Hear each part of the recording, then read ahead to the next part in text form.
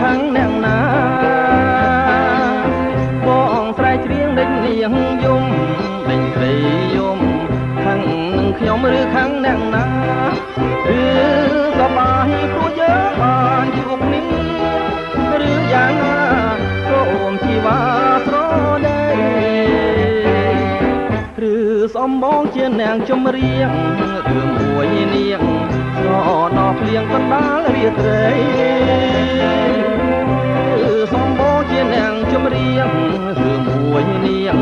ស្រណោភ្លៀងកណ្ដាលរាត្រីឬស្រណោបត់ចម្រៀងមានន័យឬមួយស្រីនឹកអាល័យដល់គ្រួសា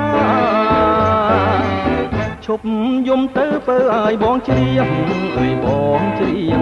បំពេលនាងជាម្ចាស់ចិន្តា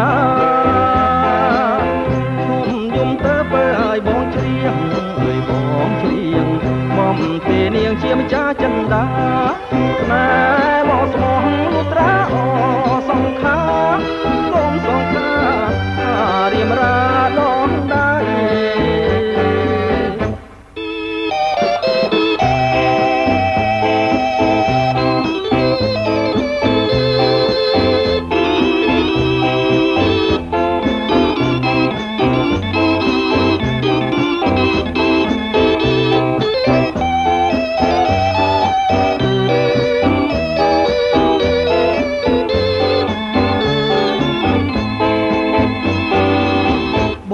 ស្រែកច្រៀងដេញនាងយំ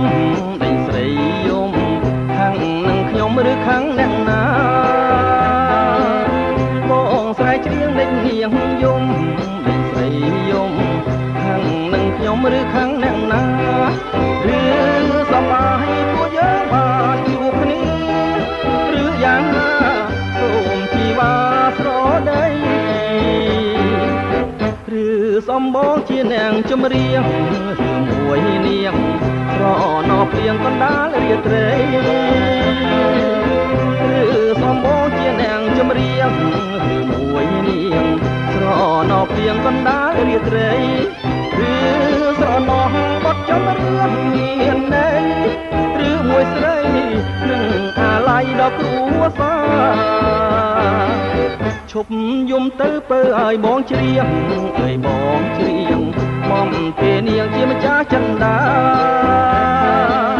ឈប់យំទៅពើឲ្យបងច្រៀងអើយបងច្រៀងបំពេលនាងជាម្ចាស់ចិន្តាស្នេហ៍